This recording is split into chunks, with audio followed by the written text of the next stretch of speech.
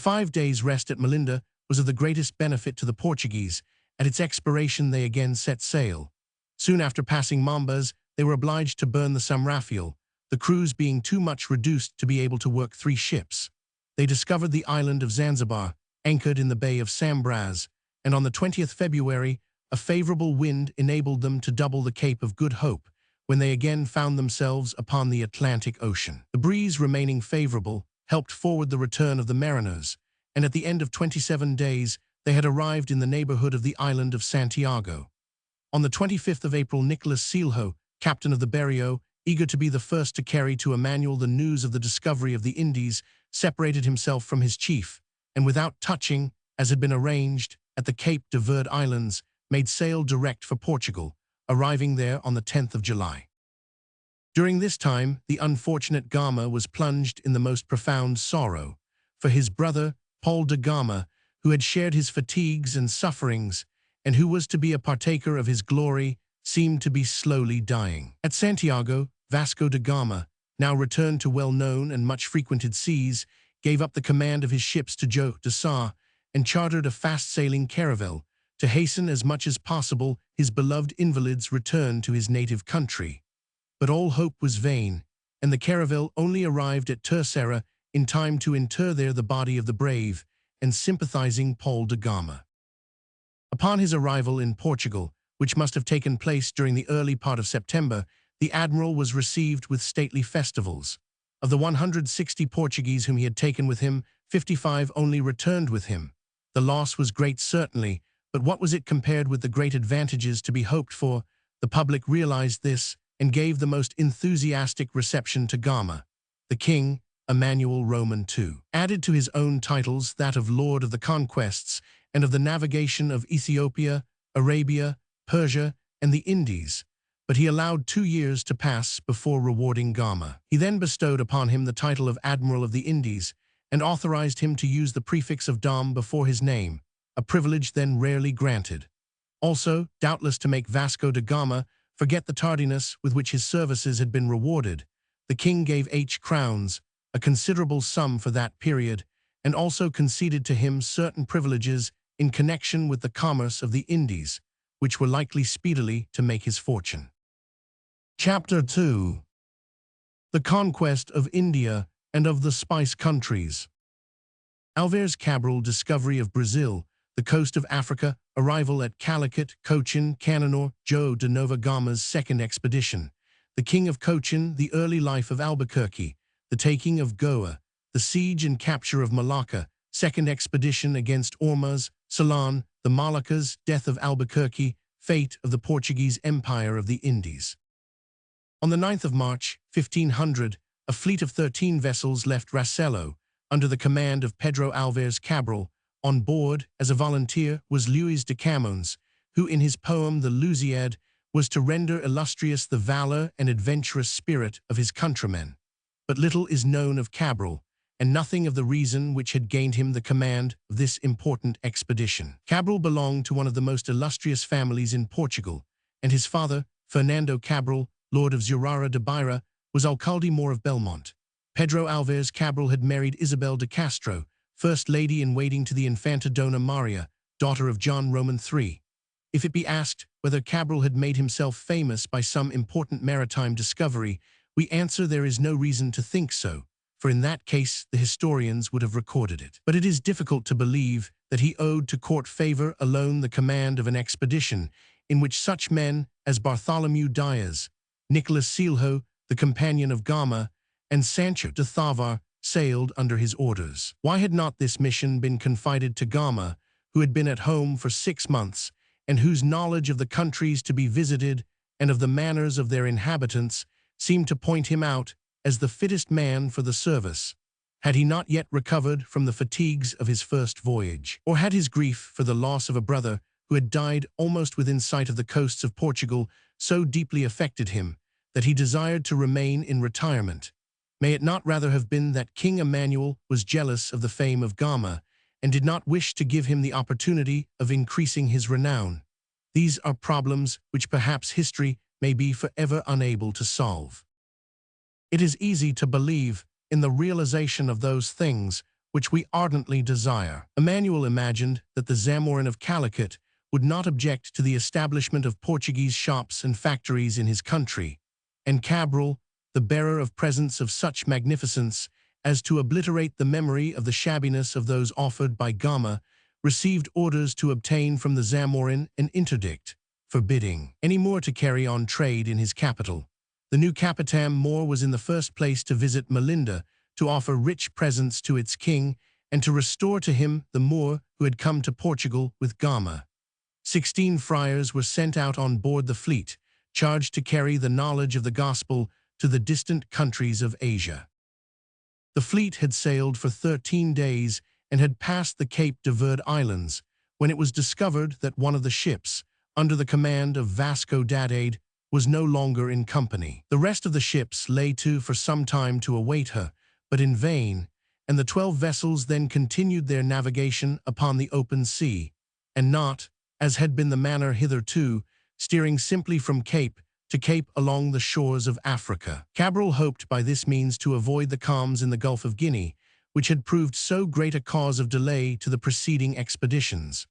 Perhaps even the Capitam Mor, who must, in common with the rest of his countrymen, have been acquainted with the discoveries of Christopher Columbus, may have had the secret hope, by keeping to the west, of arriving at some region unvisited by the great navigator. The fact remains, whether it is to be accounted for by a storm or by some secret design, that the fleet was out of the right way for doubling the Cape of Good Hope when, on the 22nd of April, a high mountain was seen, and soon afterwards a long stretch of coast, which received the name of Vera Cruz, changed afterwards to that of Santa Cruz. This was Brazil, and the point where now stands Porto Seguro. On the 28th, after a skillful reconnaissance of the coasts had been made by Silho, the Portuguese sailors landed upon the American shores, and became aware of a delicious mildness of temperature, with a luxuriance of vegetation greatly exceeding anything which they had seen on the coasts of Africa or of Malabar.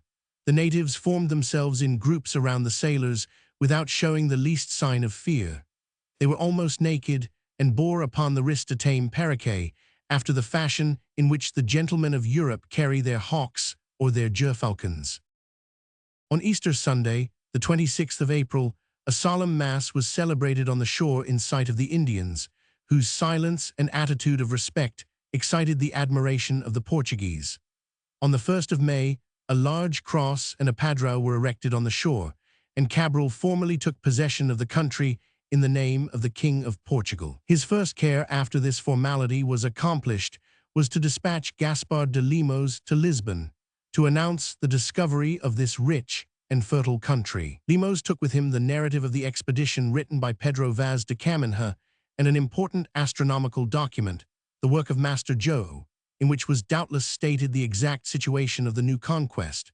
Before setting out for Asia, Cabral put on land 2 criminals, whom he ordered to ascertain the resources and riches of the country, as well as the manners and customs of the inhabitants. These wise and far-sighted measures speak much for Cabral's prudence and sagacity. Cabral takes formal possession of Brazil. Cabral takes formal possession of Brazil. It was the 2nd of May when the fleet lost sight of Brazil. All on board, rejoicing over this happy commencement of the voyage, believed in the prospect of an easy and rapid success, when the appearance of a brilliant comet on 8 consecutive days struck the ignorant and simple minds of the sailors with terror. They considered it must be a bad omen, and for this once events appeared to justify superstition. A fearful storm arose, waves mountains high broke over the ships, whilst the wind blew furiously and rain fell without ceasing. When the sun at length succeeded in piercing the thick curtain of clouds which almost entirely intercepted his rays, a horrible scene was disclosed. The water looked thick and black, large patches of a livid white color flecked the foaming, crested waves, while during the night phosphorescent lights, streaking the immense plain of water, marked out the course of the ships with a train of fire. For 22 days, without truce or mercy, the Portuguese ships were battered by the furious elements. The terrified sailors were utterly prostrate. They vainly exhausted their prayers and vows, and obeyed the orders of their officers only from the force of habit. From the first day, they had given up any hope of their lives being spared, and only awaited the moment when they should all be submerged. When light at length returned and the billows became calm, each crew, thinking themselves to be perhaps the sole survivors, looked eagerly over the sea in search of their companions. 3 ships met together again with a joy which the sad reality soon abated. 8 vessels were missing. 4 had been engulfed by a gigantic waterspout during the last days of the storm. One of these had been commanded by Bartholomew Dias, the discoverer of the Cape of Good Hope. He had been drowned by these murderous waves, the defenders, according to Camões, of the Empire of the East against the nations of the West, who had for so many centuries coveted her marvelous riches. During this long series of storms, the Cape had been doubled, and the fleet was approaching the coast of Africa. On the 20th of July, Mozambique was signaled. The Moors of this place showed a more agreeable disposition than they had done when Gama was there, and furnished the Portuguese with 2 pilots, who conducted them to Quiloa, an island famed for the trade in gold dust which was carried on with Sofala. There Cabral found 2 of the missing ships, which had been driven to this island by the wind. A plot was on foot in Quiloa for a wholesale massacre of the Europeans, but this was frustrated by a prompt departure from the island, and the ships arrived at Melinda without any untoward incident. The stay of the fleet in this port was the occasion of fetes and rejoicings without number, and soon, revictualled, repaired, and furnished with excellent pilots, the Portuguese vessels sailed for Calicut, where they arrived on the 13th of December, 1500. View of Quiloa. View of Quiloa. From an old print.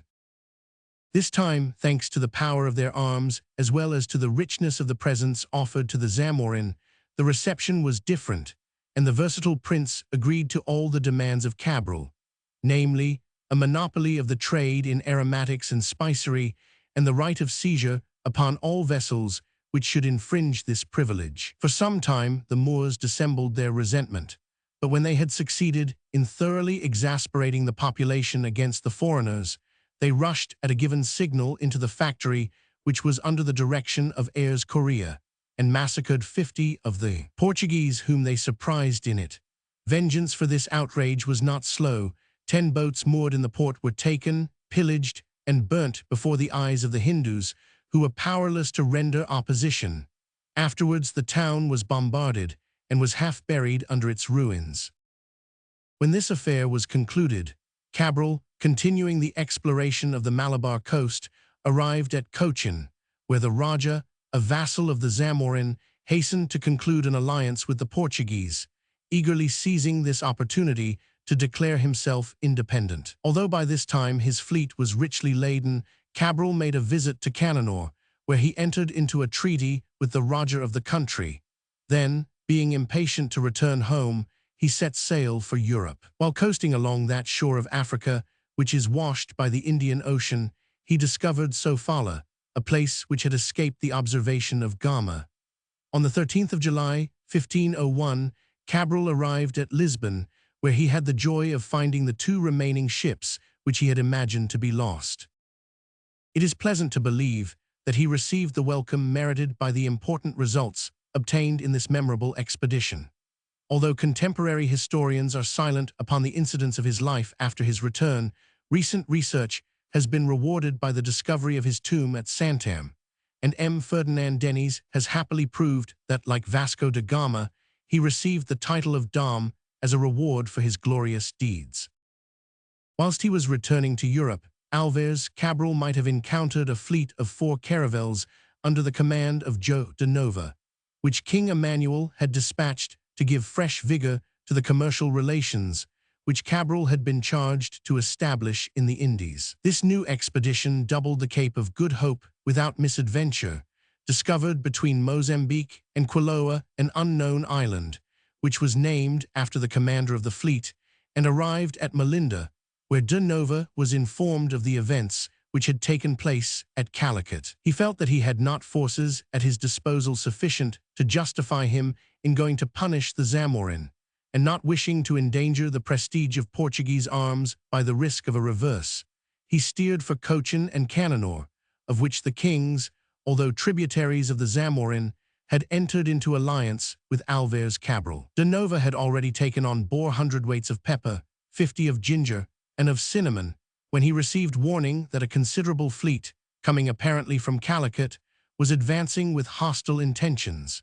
If he had hitherto been more concerned with trade than with war, he did not the less, in these critical circumstances, display a bold and courageous spirit worthy of his predecessors. He accepted the combat, notwithstanding the apparent superiority of the Hindus, and partly by the skillful arrangements which he made, partly by the power of his guns, he managed to disperse, to take, or to sink the hostile vessels. Perhaps de Nova ought to have profited by the terror which his victory had spread along the coast, and the temporary exhaustion of the Moorish resources to strike a great blow by the taking of Calicut. But we are too far removed in time from the events, and know too little of their details, to appreciate with impartiality the reasons which induced the admiral to return immediately to Europe. It was during this latter part of his voyage that Nova discovered the small island of St. Helena in the midst of the Atlantic. A curious story attaches to this discovery. A certain Fernando Lopez had followed Gama to the Indies. This man, wishing to marry a Hindu, was forced for this purpose to renounce Christianity and become a Mahometan.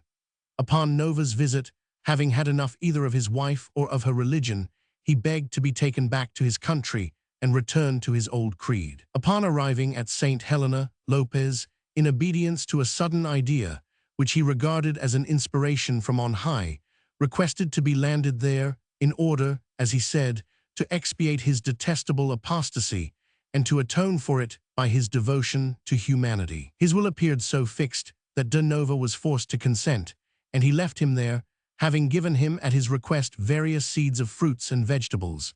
It must be added that this singular hermit worked for 4 years at the clearing and planting of the island with such success that ships were soon able to call there to revictual during their long passage from Europe to the Cape of Good Hope. The successive expeditions of Gama, Cabral, and de Nova had conclusively proved that an uninterrupted commerce must not be reckoned upon, nor a continued exchange of merchandise, with the population of the Malabar coast, who, while their own independence and liberty were respected, had each time leagued together against the Portuguese. That trade with Europeans which they so persistently refused must be forced upon them, and for that purpose permanent military establishments must be formed, capable of overawing the malcontents, and even in case of necessity of taking possession of the country. But to whom should such an important mission be entrusted? The choice could scarcely be doubtful, and Vasco da Gama was unanimously chosen to take the command of the powerful armament which was in preparation. Vasco had 10 ships under his own immediate command, while his second brother Stephen da Gama and his cousin Vincent Sodrez had each 5 ships under his orders, but they were both to recognize Vasco da Gama as their chief. The ceremonies which preceded the departure of the fleet from Lisbon were of a particularly grave and solemn character. King Emmanuel, followed by the whole court, repaired to the cathedral in the midst of an enormous crowd, and there called down blessings from heaven upon this expedition, partly religious, partly military, while the archbishop blessed the banner which was entrusted to Gama. The admiral's first care was to visit Sofala and Mozambique, towns of which he had had reason to complain in the course of his first voyage. Being anxious to establish harbors for refuge and revictualling of ships, he established their merchants' offices and laid the foundations of forts. He also levied a heavy tribute upon the Sheikh of Quiloa and then sailed for the coast of Hindustan. When Gama had arrived off Calicut, he perceived on the 3rd of October a vessel of large tonnage, which appeared to him to be richly laden. It was the Miri bringing back from Mecca a great number of pilgrims belonging to all the countries of Asia. Gama attacked the ship without provocation, captured her, and put to death more than 300 men who were on board. 20 children alone were saved and taken to Lisbon, where they were baptized and entered the army of Portugal. This frightful massacre, besides being quite in accordance with the ideas of the period, was calculated, according to Gama, to strike terror into the Hindu mind. It did nothing of the sort. This hateful and useless cruelty has left a stain of blood upon the hitherto pure fame of the admiral. Map of the coasts of Persia, Gujarat, and Malabar. As soon as he arrived at Cananore, Gama obtained an audience of the Raja, who authorized him to establish a counting house and to build a fort. At the same time, a treaty of alliance, offensive and defensive, was concluded.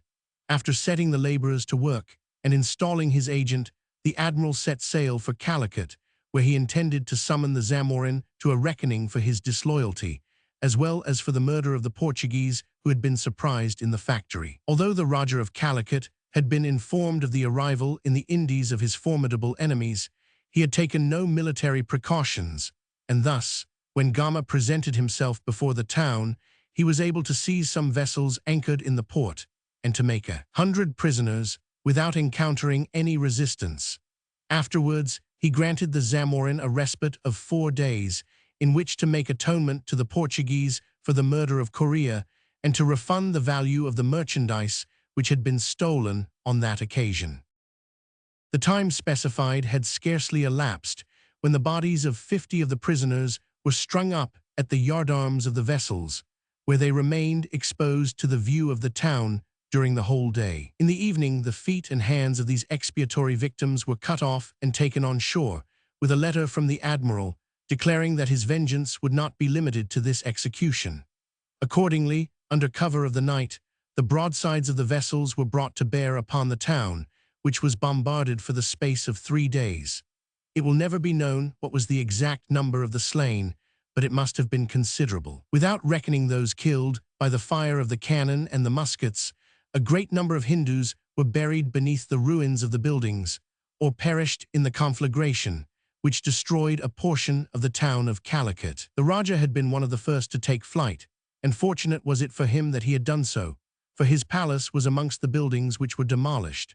At length, satisfied with having transformed this heretofore rich and populous city into a heap of ruins, and considering his vengeance satiated, and that the lesson so taught would be profitable, Gama set sail for Cochin, leaving behind him Vincent Sodres with several ships to continue the blockade.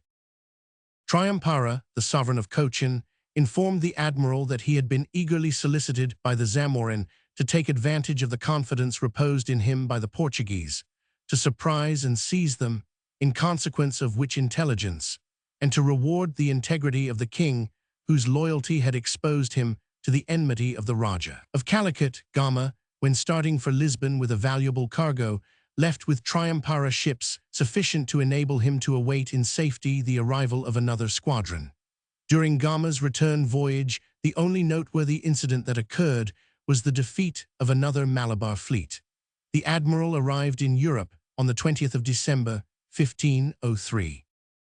Once more the eminent services rendered by this great man went unrecognized, or rather they were not appreciated as they deserved. Gama, who had just laid the foundations of the colonial empire of Portugal in India, remained for 21 years without employment, and it was only through the intercession of the Duke of Braganza that he obtained the title of Count de Vidigueira. A too common instance this of ingratitude, but one which it is never mal-a-propos to stigmatize as it deserves. Scarcely had Gama set out for Europe before the Zamorin, at the instigation of the Mussulmen, who saw their commercial supremacy more and more compromised, assembled his allies at Pani with the object of attacking the king of Cochin and of punishing him for the counsel and assistance which he had given to the Portuguese. The unfortunate Rajah's fidelity was now put to a hard proof. Besieged in his capital by a large force, he saw himself all at once deprived of the aid of those for whose advantage he had incurred so great a risk. Sodres and several of his captains had deserted the post, where both honor and gratitude required them to remain, and if need were, to die in the discharge of their duty. They forsook Triumpara to go and cruise in the neighborhood of Ormuz and at the entrance to the Red Sea, where they calculated that the annual pilgrimage to Mecca was likely to ensure them some rich booty. The Portuguese agent vainly represented to them the unworthiness of their conduct. They set out in haste to escape from these inconvenient reproaches. The king of Cochin, betrayed by some of the Nairs, military nobles of his palace, who had been gained over by the Zamorin, soon saw his capital carried by assault and was obliged to seek refuge upon an inaccessible rock in the little island of Viapia, with those Portuguese who had remained faithful to him. When he was reduced to the last extremity, an emissary was sent to him by the Zamorin to promise him pardon and oblivion of his offenses if he would give up to him the Portuguese. But Triumpara, whose fidelity cannot be sufficiently commended, answered that the Zamorin might use his rights of victory, that he was not ignorant of the perils by which he was menaced, but that it was not in the power of any man to make him a traitor and a perjurer. No one could have made a nobler return than this for the desertion and cowardice of Sadres. Vincent Sadres had arrived at the Straits of Bab el-Mandeb when a fearful tempest occurred in which his ship split upon the rocks, and he and his brother perished. The survivors regarded this event as a judgment of Providence for their bad conduct, and they made haste, with all sails set to return to Cochin. They were detained by contrary winds at the Laccadive Islands, and were there joined by another Portuguese squadron under the command of Francisco d'Albuquerque, who had sailed from Lisbon almost at the same time as his cousin Alfonso d'Albuquerque, the most distinguished captain of the period, who with the title of Capitam Mor had started from Belém at the beginning of April, 1503.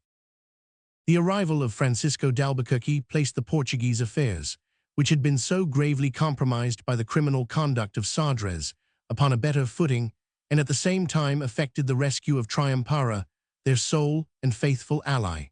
The besiegers fled at the sight of the Portuguese squadron without even a show of resistance, and the Europeans, in conjunction with the troops of the King of Cochin, ravaged the Malabar coast. As a consequence of these events, Triumpara allowed his allies to construct a second fortress in his dominions and authorized an augmentation of the number and importance of their mercantile houses.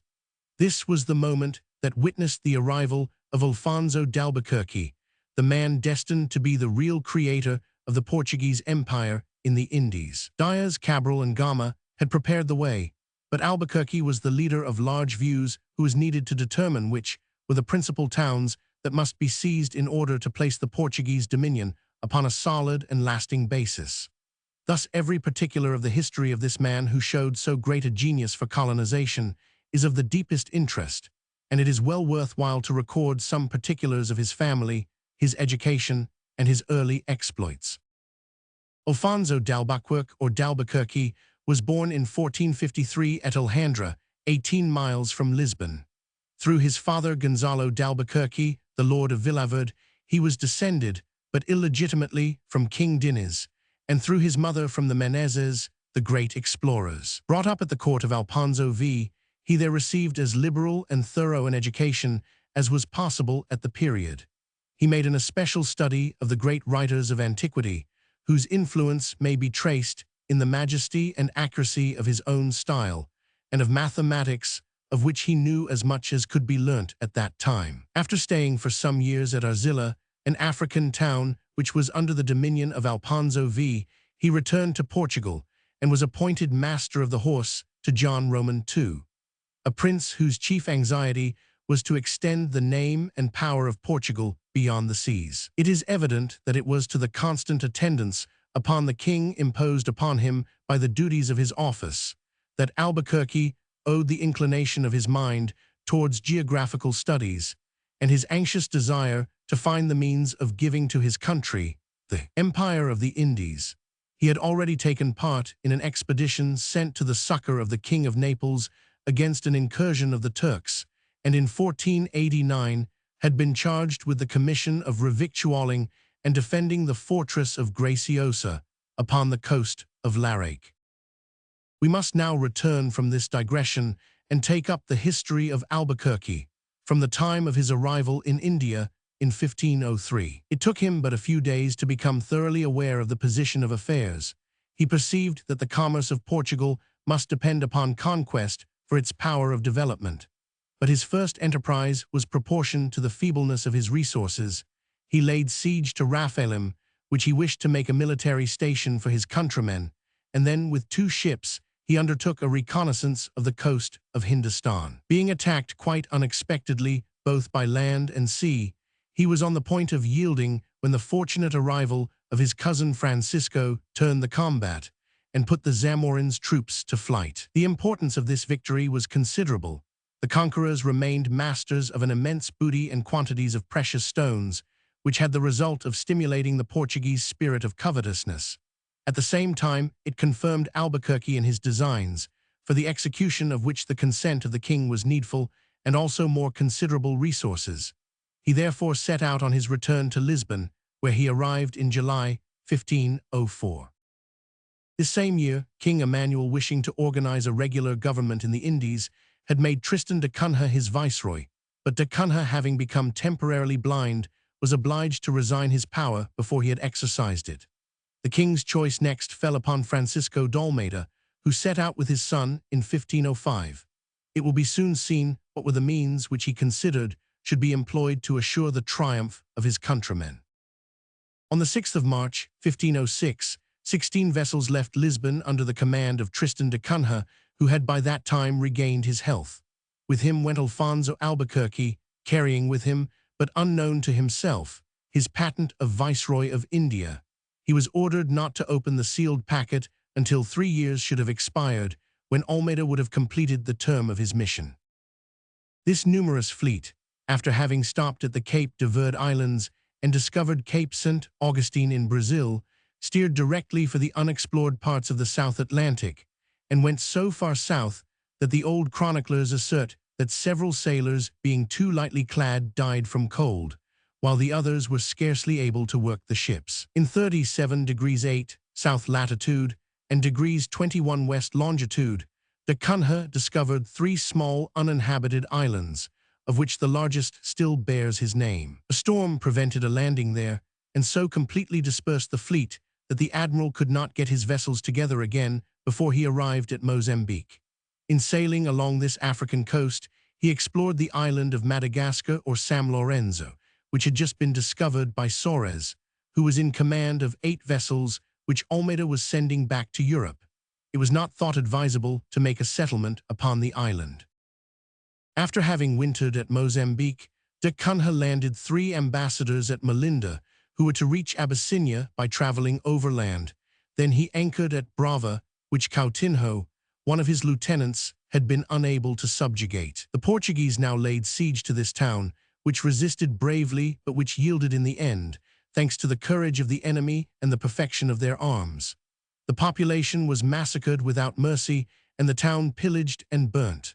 Upon Magadoxo, another town on the African coast, Cunha tried, but in vain, to impose his authority. The strength of the town and the stubborn resolution shown by the numerous population, as well as the approach of winter, forced him to raise the siege. He then turned his arms against Socotra at the entrance of the Gulf of Aden, where he carried the fortress. The whole of the garrison were put to the sword, the only man spared being an old blind soldier, who was discovered hidden in a well. When asked how he had been able to get down there, he answered, "The blind only see the road which leads to liberty." At Socotra, the 2 Portuguese chiefs constructed the fort of Coco, intended by Albuquerque to command the Gulf of Aden and the Red Sea by the Strait of Bab el-Mandeb, thus cutting one of the lines of communication with the Indies, which was the most used by the Venetians. Here da Cunha and Albuquerque separated, the former going to India to obtain a cargo of spices, the latter officially invested with the title of Capitam Mor, and bent on the realization of his vast schemes, setting out on the 10th of August, 1507, for Ormuz, having left his nephew Alfonso de Noronha in charge of the new fortress. He took in succession, and as if to get his hand in for the work, Cagliati, where were found immense stores, Curiati and Mascati, which he gave up to pillage, fire, and destruction, in order to avenge a series of acts of treachery easily understood by those who know the duplicity of these Eastern people. The success which he had just gained at Mascati, important as it was, did not content Albuquerque. He dreamed of other and grander projects, of which the execution was, however, much compromised by the jealousy of the captains under his orders, and notably of Joe de Nova, who contemplated abandoning his chief, and whom Albuquerque was obliged to place under arrest on board his own ship. After having suppressed these beginnings of disobedience and rebellion, the Capitam Mor reached Orfacati, which was taken after a vigorous resistance. It is a curious fact that Albuquerque had long heard Ormuz spoken of, but that as yet he was ignorant of its position. He knew that this town served as an entrepot for all the merchandise passing from Asia into Europe. Its riches and power, the number of its inhabitants and the beauty of its monuments were at that time celebrated throughout the East, so much so that there was a common saying, "If the world be a ring, Ormuz is the precious stone set in it."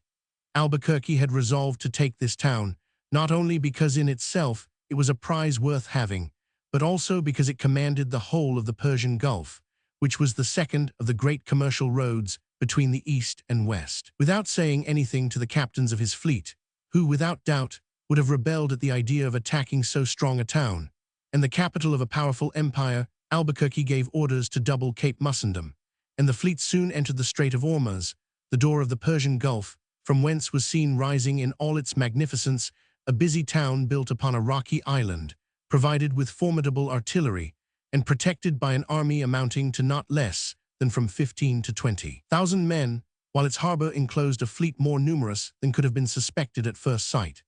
At this sight, the captains made urgent representations upon the danger that Albuquerque would run in attacking so well-prepared a town, and made the most of the plea how very bad an influence a reverse would exercise.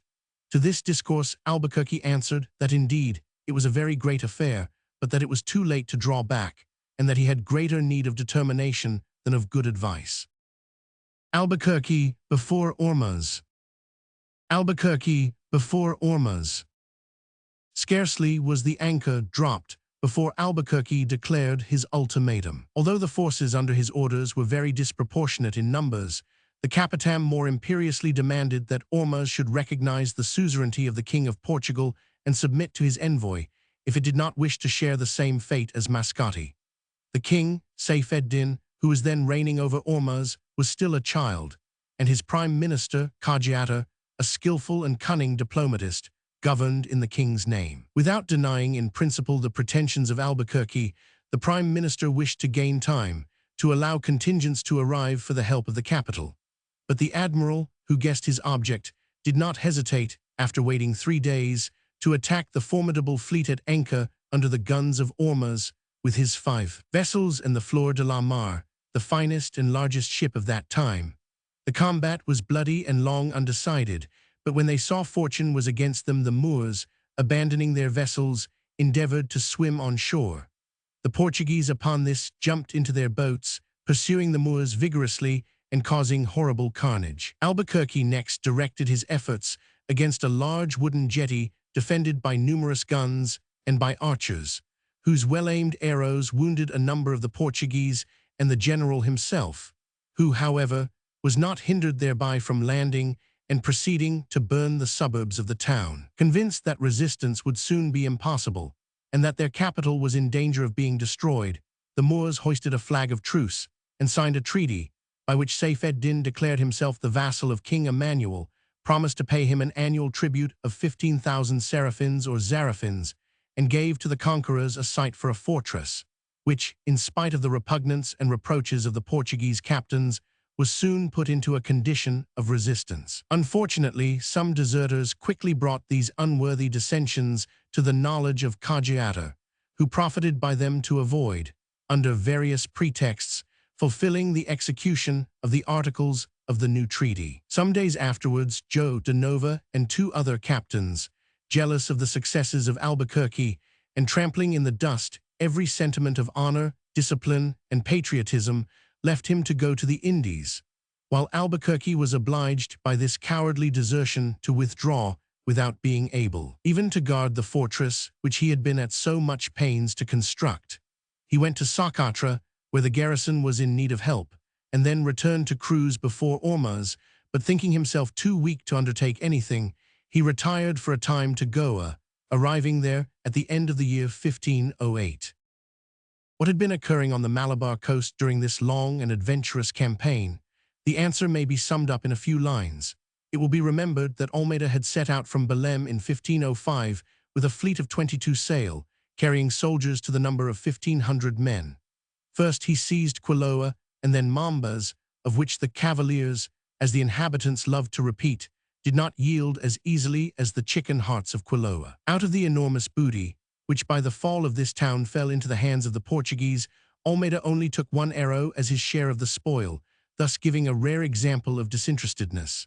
After having stopped at Melinda, he went on to Cochin, where he delivered to the Rajah the golden crown sent to him by Emmanuel, whilst he himself, with the presumptuous vanity of which he gave so many proofs, assumed the title of viceroy. Then, after commencing a fortress at Sofala, destined to overawe the Mussulman of that coast, Almeida and his son, Lorenzo, scoured the Indian seas, destroying the Malabar fleets, capturing some trading vessels, and causing great injury to the enemy, whose accustomed commercial roads were thus intercepted. But for this cruising warfare, a numerous fleet of light vessels was needed, for there was scarcely any other harbor of refuge except Cochin upon the Asiatic coast. How preferable was Albuquerque's system of establishing himself in the country in a permanent manner, by constructing fortresses in all directions, by seizing upon the most powerful cities, whence it was easy to branch off into the interior of the country, by rendering himself master of the keys of the straits, and thus ensuring with much less risk and more solidity the monopoly of the Indian commerce.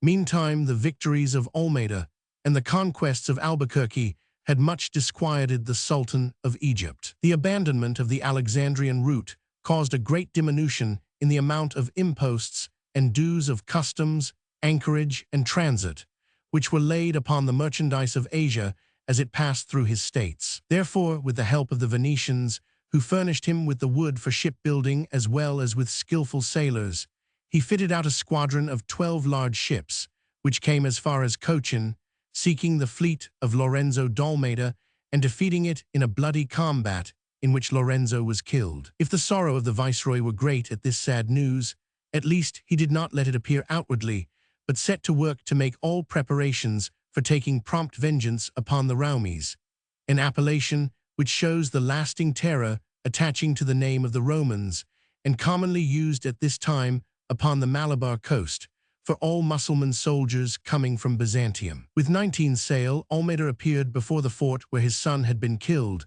and gained a great victory, but one sullied, it must be confessed, by most frightful cruelties, so much so that it soon became a common saying, "May the anger of the Franks fall upon thee as it fell upon Dabel." Not content with this first success, Almeida, some weeks later, annihilated the combined forces of the Sultan of Egypt and the Roger of Calicut before Diu. This victory made a profound impression in India and put an end to the power of the Mahumetists of Egypt. Joao de Nova and the other captains, who had abandoned Albuquerque before Ormuz, had decided to rejoin Almeida. They had excused their disobedience by calumnies, in consequence of which a judicial process was about to be instituted against Albuquerque, when the viceroy received the news of his being replaced in his office by Albuquerque. At first, Almeida declared that obedience must be rendered to this sovereign decree, but afterwards influenced by the traitors, who feared that they would be severely punished when the power had passed into the hands of Albuquerque, he repaired to Cochin in the month of March, 1509, with the fixed determination not to give up the command to his successor. There were disagreeable and painful disputes between these two great men, in which all the wrong done was on the side of Almeida. Albuquerque was about to be sent to Lisbon with chains on his feet, when a fleet of 15 sail entered the harbor, under the command of the Grand Marshal of Portugal, Ferdinand Coutinho. The latter took the part of the prisoner, whom he immediately released, notifying again to Almeida the powers held by Albuquerque from the king, and threatening him with the great anger of Emmanuel if he refused to obey. Almeida could do nothing but yield, and he then did it nobly. As for Joao de Nova, the author of these sad misunderstandings, he died some time afterwards, forsaken by everybody, and had scarcely anyone to follow him to the grave except the new viceroy, who thus generously forgot the injuries done to Alfonso Albuquerque. Immediately after the departure of Almeida, the Grand Marshal Coutinho declared that, having come to India with the intention of destroying Calicut, he intended to turn to account the absence of the Zamorin from his capital. In vain, the new viceroy endeavored to modify his zeal and induce him to take the wise measures recommended by experience. Coutinho would listen to nothing, and Albuquerque was obliged to follow him. Calicut, taken by surprise, was easily set on fire, but the Portuguese, having lingered to pillage the Zamorin's palace, were fiercely attacked in rear by the Nairs, who had succeeded in rallying their troops. Coutinho, whose impetuous valor led him into the greatest danger, was killed, and it required all the skill and coolness of the viceroy to effect a re-embarkation of the troops under the enemy's fire, and to preserve the soldiers of the King of Portugal from total destruction.